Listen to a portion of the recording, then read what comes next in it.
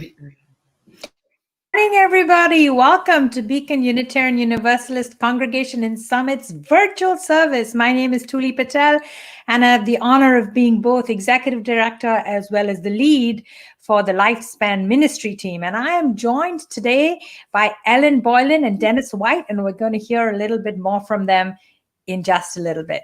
A warm welcome to all of you. If you're with us for the first time, please won't you put your first name in the chat box. Reverend Emilie is there personing the chat box, and we'd love to get to know you a little bit better. You can join us next Sunday at 12:15 for Starting Point, which is an introduction to who we are and what Unitarian Universalism is. You can find out more about today's music also on our website. So welcome, Ellen and Dennis. Ellen, I'd love to hear a little bit more from you. You have been so active in our local community in Summit, doing anti-racism work, and also with First Friends, which is going to be the recipient of our plate today. Can you tell us a little bit more how you got involved, what it's about? Sure, I'd be happy to. Good morning, Beacon. I've been volunteering with First Friends for about 4 or 5 years. And today is our final plate collection to support their incredibly important work. They have a visitation program, which about 10 Beaconites are participating in, where we visit people who are being held in immigration detention by our government. They're asylum seekers and other immigrants who haven't committed a crime, but they're being held basically in jail. And that's a really rewarding program First Friends runs. They also critically have a bond fund, which allows detainees to get out into the community instead of being held in a jail situation while their case is pending.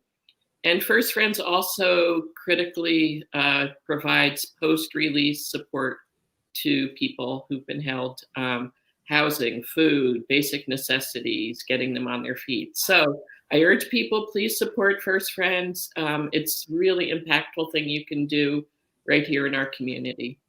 Thank you so much, Ellen. And Dennis, you just came back from a hike, a trek, a mountain thing. What'd you do? Where'd you go? Yeah, Tuli, I got away for a few days. Very lucky to be able to do that, and snuck away up to the high peaks in the Adirondacks in New York State. And I was able to hike for a few days. The weather wasn't so great, but it was just wonderful to be away and kind of just spending some time in the woods. And I did hike Mount Marcy, which is the highest peak in New York State. And it was just wonderful to do. There was no view because it was rainy and foggy. But again, I had a few days just kind of to myself to spend some time and think about things, and it was rejuvenating. And again, it was just great to do. That is so great. I'm so glad you got that. I'd highly recommend it to anybody who hasn't. Take a few days out, go climb a mountain, or maybe not, sit at home and meditate.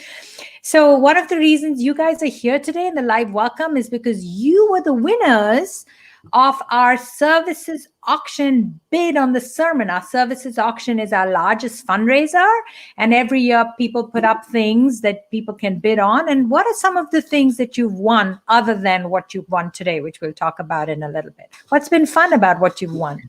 We won them. Yeah, I guess we won them, right? Yeah, so we've had some great ones over the years. They're all memorable. A year or so ago, we did the Great Falls in Patterson with Ted Brewer, which was just, great. It was a great day, very educational, fun, interesting, and he was a great leader. We've been up to Vermont to the Pearsons farmhouse up there, did some cross-country skiing, and that was wonderful too. So we've done quite a few things. Yeah, that was beautiful. Also, we'd be remiss if we didn't mention one of our favorites, which is Ulf Dowling's jams. They are so delicious and fantastic, and we can't get enough of them. And all the dinners that we've attended through Beacon, they've been great community building, meeting new people, so much fun.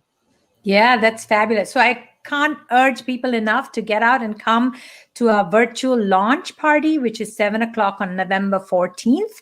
And then you will have an opportunity to bid on many items for the whole week. And you, Ellen and Dennis, you won one of our most popular items, which is bid and win on the sermon topic. Our ministers put up a Sunday, like they give it up and they say, you tell us what you want us to talk about. And you guys picked This Sunday, Woefully Inadequate. My, what a thing to pick up. Why did you do that?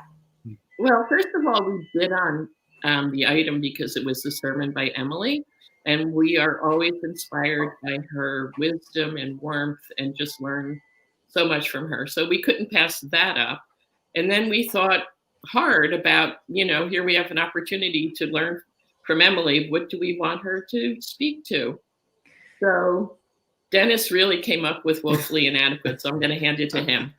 Oh, I think we were just chatting about, there's so many issues, so many problems out there right now, especially right now. And you want to make a difference and you want to have impact. But, you're just one person and maybe you don't have all the skills or all the energy. And, how can you kind of make a little bit of a difference in the world? But yet sometimes it's frustrating because you maybe don't feel that you're being as adequate or as impactful. So we're really looking forward to hearing Emilie give us some guidance on this. I totally hear you. I had a great time putting together the Time for All Ages, and it did sort of make me think about how do we talk about this. So everybody, let us begin our time together in worship. Take a deep breath, center yourself, and let us begin with our opening song, Come, Come, Whoever You Are.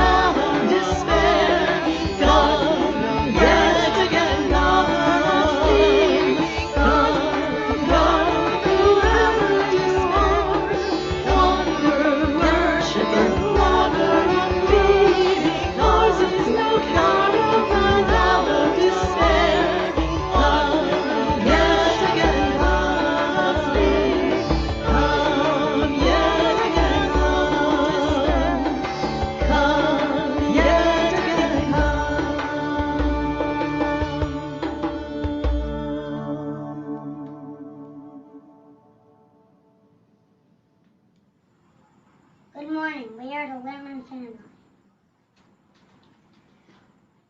This morning, we light our home chalice, the symbol of our Unitarian Universalist faith, with these words. We light this chalice for the light of truth and reality, the warmth of love and compassion, and the fire of commitment and promise. We light this symbol of our faith as we gather together. An adaptation of The Three Questions by Leo Tolstoy. Once there was a boy named Rohan who was playing in his front yard with his big brother and some of his brother's friends while their father watched from the kitchen window. Soon Rohan's friend Nick came along and wanted to join in their game. Rohan's big brother and his friends whispered to Rohan, "You can play with us, but not Nick. He's too little." So Rohan turned to his friend and said, "Sorry, Nick, I can't play with you right now." Nick walked away sadly. Soon Rohan's father called him in for some lunch. "Hey," his father said, "how do you think it made Nick feel when you wouldn't play with him today?" "Sad, maybe," Rohan answered. "But I only said it because the big kids told me to say that." "I know," his father said, "but how did it feel to you?" "Not so good," Rohan replied. "Right," said his father. "I know that you want to be a kind person, and sometimes it's confusing as to what the right thing to do is, isn't it?" "Yes," Rohan replied. "I don't always know who to pay attention to, or whom I should listen to, or what to do, and the right time to do it." "I think those are excellent questions to think about," said his father. "Let me see if I can repeat them. Who is the most important person to pay attention to? What is the best thing to do? And when is the best time? I think you know the answer to the question of who to listen to, right?" Yes, listen to my heart or ask a grown-up that I know, Rohan answered. Why don't you take the rest of your questions and go ask Shanti, his father suggested. For a frog, Shanti's pretty wise. Anyway, she'd like a visit from you this afternoon, and she'll know the answers to your questions. So Rohan went over to find Shanti, who lived just next door. Shanti was out back, sunning herself. Rohan could see that she was tired. She didn't even jump when he approached her. Shanti, Rohan said, why don't I bring you some lemonade? I want to ask you some questions so that I can be the kindest person possible. Rohan went into the house and came out with 2 glasses of lemonade, one for Shanti, one for himself. Thank you, said Shanti. Now what are your questions? Well, who are the most important people to pay attention to? What is the most important thing to do? And when is the best time to do it? Shanti smiled, but she didn't say anything. Rohan thought that Shanti was trying to think of the answers and he should be patient. After a while, Shanti took a sip of the lemonade. Can you tell me the answers now, Shanti? But it looked like Shanti had put on her shades and dozed off. So Rohan began pulling up weeds around where she was sitting. All of a sudden, a cry came out from the street. Rohan ran out the side of the yard and around the house. There was Nick, lying on the sidewalk, all tangled in Rohan's bicycle with a bloody knee and elbow and tears streaming down his face. Shanti! Rohan called, and Shanti came quickly too. They helped Nick into the house. Rohan got a wet cloth to clean Nick's scrapes. They were very gentle so as to not hurt Nick, who was still crying. Rohan patted him on his back and offered him a cool glass of lemonade. Soon Nick was calm. Rohan helped Shanti put several large bandages on his knee and elbow. What were you doing? Asked Rohan. He had noticed his bike on the sidewalk. I was mad at you for not playing with me, said Nick, so I took your bike from your driveway. I was going to hide it until you said you were sorry, but I hit a bump on the sidewalk and fell over. I'm sorry I told you I couldn't play, said Rohan. I know, said Nick, and I can see that you are a good friend by the way you are taking care of me and helping me feel better. I wanted to hurt you, but now I'm sorry. I'm glad you know I'm your friend. I'm really sorry that I hurt your feelings, said Rohan. Thanks, said Nick, and thanks for the Band-Aid and the lemonade. Rohan and Nick picked up Rohan's bicycle and leaned it against the side of his house. Then Nick went home. Rohan and Shanti went back out into the garden to watch the setting sun. Shanti, are you ever going to tell me the answers to my questions? Rohan asked. Well, I don't need to, Rohan, she smiled. You figured them out yourself. I have? Rohan looked confused. Yes, said Shanti. You asked me who is the most important person to pay attention to. When you first came over, the most important person to pay attention to was me, and the most important thing to do was to help me because I was tired. Because you stayed with me, you were able to help Nick, and he got a chance to see how kind you are. Now he's no longer mad at you, and he didn't want to hide your bike anymore. When Nick hurt himself, he was the most important person to pay attention to, Shanti continued. And the most important thing to do was to help him at that time. You mean, Shanti, that the most important people are to be with the ones who need our attention right now? And the most important thing is to treat them kindly when they need it? Rohan asked. Yes, said Shanti.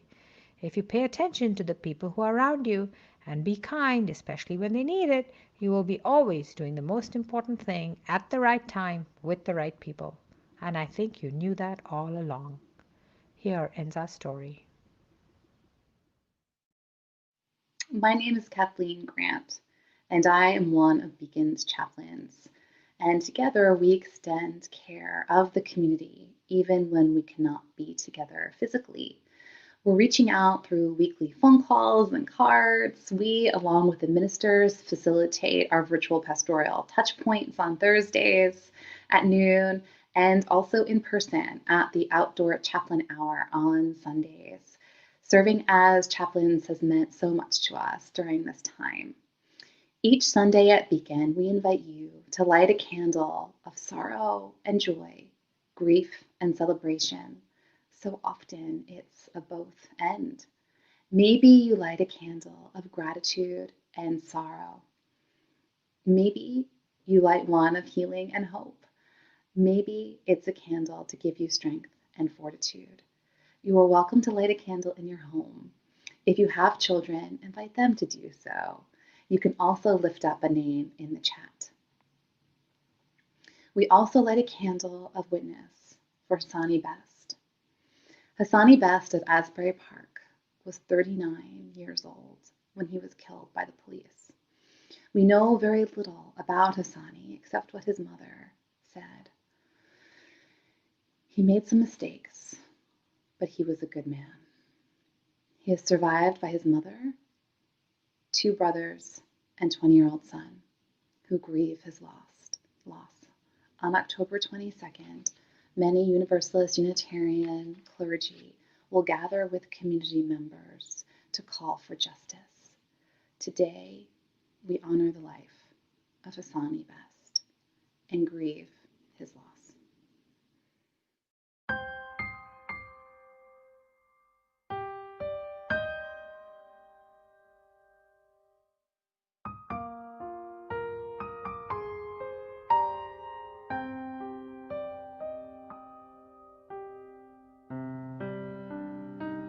May I be filled with loving kindness. May I be well. May I be filled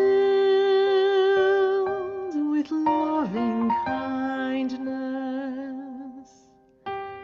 May I be well.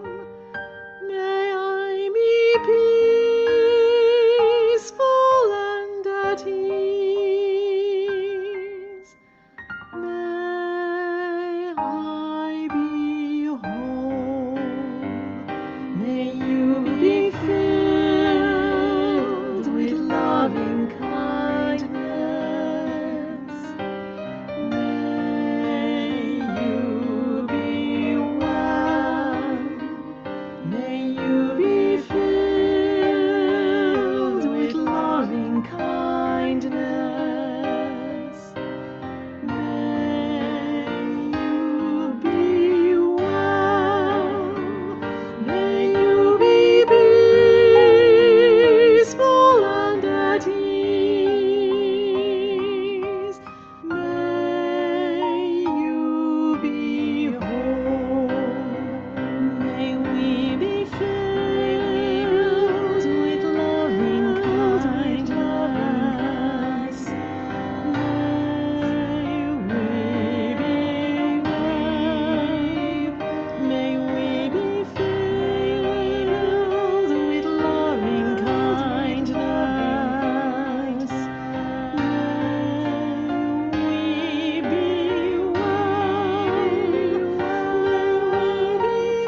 May we be peaceful and at ease.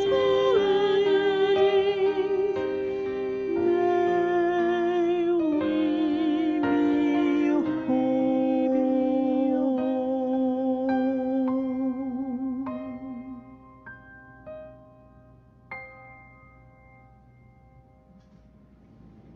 In the spirit of our shared humanity, let us join our thoughts in gratitude for the good we have and the small blessings of our days. I invite you to hold in your heart a joy from the past week, however great or small, just for a few moments.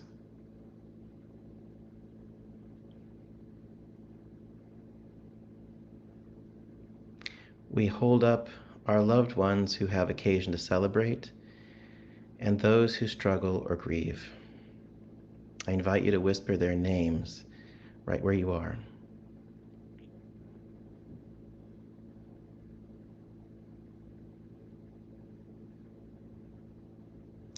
Let us recognize that we will not always be our best, and that is okay. We are loved and accepted. May we now recommit to encourage one another on our varied and unique paths, and also to gather as one to challenge the systems that dehumanize and oppress. We bear witness that nature groans under the weight of a careless civilization. Families are separated, Some lives are treated as less valuable than others. Injustice and corruption sit in places of power. I invite you to reflect for a few seconds on one of the challenges facing us in our times.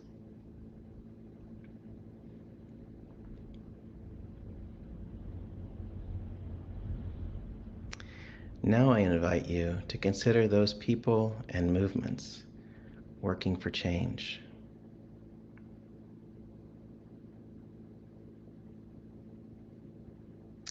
May the words that we speak, the meditations of our hearts, and our conscientious actions on this and every day, individually and as one community among many of our chosen faith, be for justice and liberation. I invite you to summon to your mind's eye our beloved beacon, the people, the place, and the faith that we hold dear as we hold fast in this time of exile. We are still beacon. May we soon see brighter days. As we weep in planting seeds of liberation, so much more may there be rejoicing when a new world comes to fruition. May it be, and amen. I wish we were together, and I hope that soon enough we will be. I'm here today to remind you of the very important partnership between Beacon and First Friends and the detainees who depend and rely on First Friends in New Jersey. Shortly, you're going to be meeting Ibed Petros, a young Eritrean man who was imprisoned in Eritrea for 2.5 years because he was practicing the Pentecostal religion, which was banned, and because he was a Sunday school teacher and was accused of promoting the spread of that banned religion in Eritrea. He was arrested at the home of his family, and there were no charges against him, but he disappeared into government prison, where he was tortured and beaten. He managed to escape in an unlikely opportunity that presented itself, which is much too long a story to tell here. But after that, he managed to flee to Sudan with another prisoner, where for 8 months he was in hiding until his uncle, who was lived in France, was able to arrange for a smuggler to take him to the United States. So he traveled from Sudan to Argentina, all the way through South America, entered on the southern border, and crossed into the United States in December of 2018.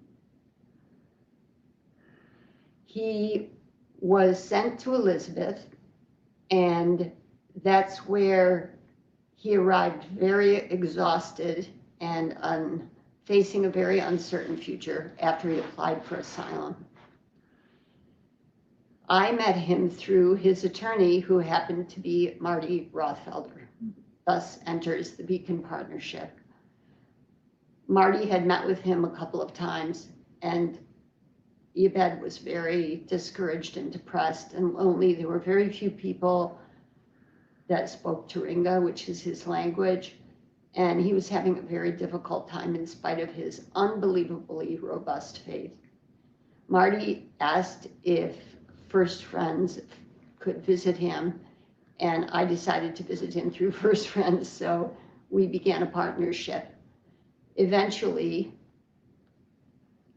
Ibed actually was granted asylum through Marty's fine work, and now is living in Chicago. So you'll hear from him directly. But I hope that everyone will remember that after Ibed's sharing, you'll see instructions in the chat and on screen for how to donate. All of today's donations will go to First Friends, unless you specify otherwise. Thank you for your generosity. Hello everyone, I'm Yawid Gabraselassie. I came from Eritrea. It's an honor to be here with you today. First, I would like to thank Kirsten for inviting me to speak. I had been in Elizabeth detention for like 10 months. Through this difficult time, I was worried and anxious about having a family and friend and a lawyer who will help me through my case. Suddenly one day Marty came over and told me that he's going to be my lawyer. That day was really special day for me. And then Christian came to me, and that moment was the best time ever for me. I'm so glad to have Martin and Christian in my life. I would like to thank Martin and Christian for being there with me in all the critical moments of life. Without your support and suggestion, I would be lost in life. And first, friends became the family I lost when I fled my home. The organization and the volunteers made it there to provide us other necessities like cold card, books, introduce us to law firms, and etc. On behalf of the guys that were with me in detention, thank you for being our biggest inspiration and our warmest supporter. First friends, you guys are a rare find and we feel lucky to having you in our life. Thank you for being our constant. At this moment I'm living in Chicago and I'm doing work and taking class ESL to improve my English.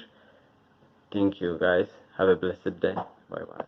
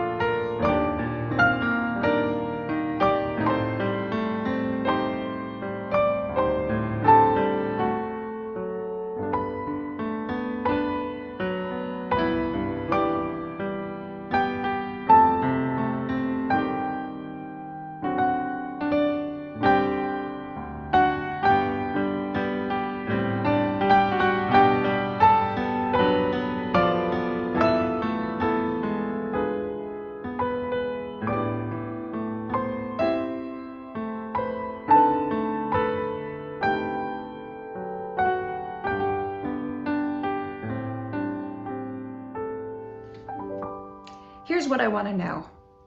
How many of you have a post-election escape plan? You know, if the worst happens, whatever you consider to be the worst. In my most fear-ridden moments, I have wondered to myself, where would I go? Where would I escape to? Half of American mythology centers on a story, an identity, as a people who escaped religion, escaped monarchies, escaped poverty, escaped atrocities, escaped unsafe families. Even among Unitarian Universalists, many of us escaped the religion of our upbringing. For many, that is a core American identity. Among Indigenous Americans whose ancestors were conquered, and Black Americans whose ancestors were enslaved, of course, that's only a third of the story. They have a lot to teach the rest of us, escape artists, about what it means to stay. Recently, I listened to a lecture given by Dr. Elias Ortega Aponte, the president of Meadville Lombard Theological School, one of 2 Unitarian Universalist seminaries in America. He began with the question asked of him by his fellow youths of color. Why do you choose to remain part of the Unitarian Universalist faith? Why do you choose to remain? Dr. Ortega Aponte sat with the question stumped because he was used to the more traditional question, why haven't you left? It's quite a different exercise to consider leaving versus choosing to stay. My own escape artist mindset has something to learn from reframing that question. I have the privilege to escape, and I am choosing to stay. When I truly consider fleeing, inevitably, I must consider who I leave behind. My mother, brother, grandmother, my family. The circle then widens still. My neighbors, my friends, our congregation, and it widens still further. Would I have to leave behind those who are most vulnerable? Those who could not flee? Yes. Yes. Yes. I would have to leave them all behind. I choose to stay because, as Isabel Wilkerson writes in her book Cast, there is no escaping America's past. The bill has come due, and I must confront it. I cannot become whole and healthy until I confront it. The trauma will follow me everywhere I go, and I would bring the legacy of that trauma and loss wherever I went. Dr. Ortega Aponte says he chooses to stay as an act of defiance. He reminds me to claim my power and my people as my circles of relationships widen further and further. So then I have to confront another crisis. How do I begin confronting the monumental crises that made me want to leave in the first place? I am left feeling woefully inadequate. Is what I do enough? My little insignificant mark on the world? The poet Ross Gay says, "Nothing I write by myself. Everything I write, and by which I mean everything, I write with and for and from others. The older I get, the more beautiful this becomes to me. How much, how completely I am made by others." Here's the truth, beloved. We were never meant to fix all of the world's problems by ourselves. That is a stupid myth, and it's created to paralyze us, which it does so very well, keeping the caste system alive. We used to know the power of we. It lives in our history. It lives in our not so distant ancestors, many of whom are alive today. That's what David Brooks reminded us of this week in his article. Between the 1870s and the 1960s, community activism surged, cross-party collaboration increased, income inequality fell, social mobility rose, church attendance rose, union membership rose, federal income taxes became more progressive, and social spending on the poor rose. Moreover, the fastest improvements for African Americans actually happened in the decades before the 1964 Civil Rights Act, even in the face of Jim Crow laws and lynchings. Black school attendance, income gains, home ownership rates, voter registration rates started rapidly improving in the 1940s right through until the early 70s. But then in the early 70s, our society shifted from the solidarity of the we to our individualism of the I. And we began to literally buy into the myth that I and I alone was the master of destiny. My destiny for sure, but also the destiny of others, the destiny of all.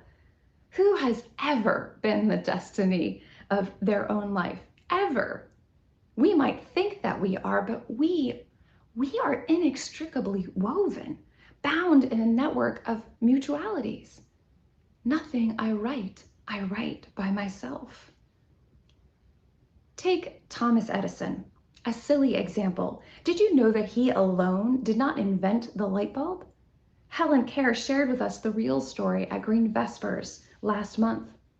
What we know of as the light bulb came from a series of inventors, known and unknown, who worked on the mysteries of light. Moreover, Edison worked with a team of people. They all made their contributions. So no one individual invents the light bulb. No one person saves the world. That is pure and unadulterated bunk, because we are each too woefully inadequate alone. Imagine the impact of the Unitarian Universalist Service Committee, which celebrated 80 years this week, if they had relied on one person to save them. If only one person had stayed behind and lit a chalice as a symbol of sanctuary for refugees, placing that chalice in their window. How woefully inadequate in the face of the horror of Holocaust Europe. But that's not what happened. It was the power of a community of communities who stayed behind and made the impossible possible. So, beloved, let's practice our collective defiance this week, our collective staying power. Each night of the week, as the sun sets, light a chalice. Battery operated is probably a good idea. Light a chalice and place it in your window, as our ancestors did. Let it be a symbol of sanctuary and solidarity to all who need it. Let it also be a reminder to each one of us of our collective defiance. We are still here. We are one. We will tell them, wrote Reverend Robin this week, there was grief, fear that pounded in our brains and rain drip, drip, drip at night. There was loss stalking us like wolves at every corner, and we will tell them, we, not some mythical history maker, but we will tell them how they singularly saved a day, brought forth a reason to burn on by putting one foot to a pedal and pushing toward the possible, how they reminded us that things once impossible are not always so. So yes, beloved, alone, I am woefully inadequate, and my friends, so are you, even all of you incredible overachievers. Just take that in for a moment. But together, beloved, together we are powerful beyond measure. Together we stay as an act of defiance. Together we leave no one behind. Together we light candles of sanctuary and solidarity in our windows. Together we push toward the possible. Together, our country becomes whole and healthy. Alone, no, but together, yes. May it be so. Amen. Our closing song is We Are. As the composer Esai Barnwell has said, the morning star and the newborn child are symbols of hope after a long night. And alongside those children, we honor our elders. You're about to see photos of the larger Beacon community, meaning congregants with grandchildren and generations of ancestors.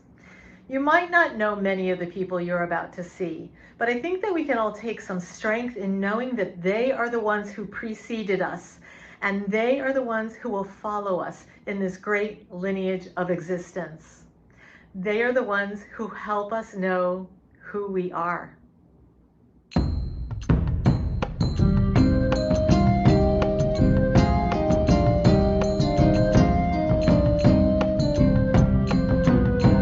For each child that's born, a morning star rises and sings to the universe who we are. For each child that's born, a morning star rises and sings to the universe who we are. We are our grandmother's prayers, and we are our grandfather's dreamings. We are the breath of our ancestors. We are the Spirit of God. We are mothers of courage and fathers of time. We are daughters of dust and the sons of great visions. We're sisters of mercy and brothers of love. We are lovers of life and the builders of nations. We're seekers of truth and keepers of faith. We are makers of peace and the wisdom of ages. We are our grandmother's prayers, and we are our grandfather's dreamings. We are the breath of our ancestors. We are the Spirit of God. We are mothers of courage and fathers of time. We are daughters of dust and the sons of great visions. We are sisters of mercy and brothers of love. We are lovers of life and the builders of nations. We are seekers of truth and keepers of faith. We are makers of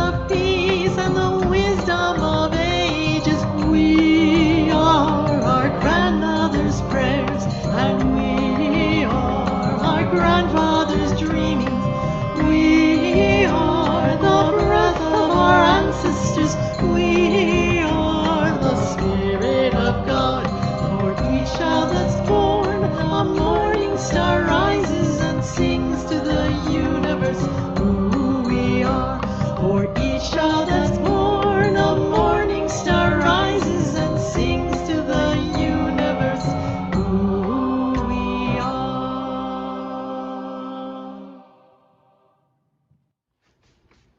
It's been a long time, beloved, since we gathered at the end of the service and joined hands for our benediction, feeling the solidarity of our sacred, beloved community, holding one another and carrying forth into the week.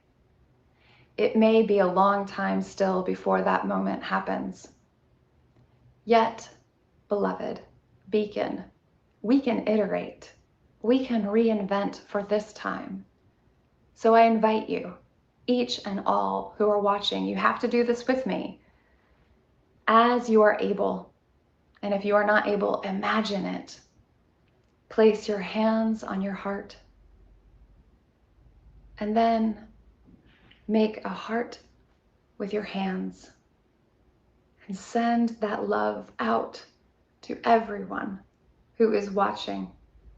The circles rippling out from person to person. Together, we are one.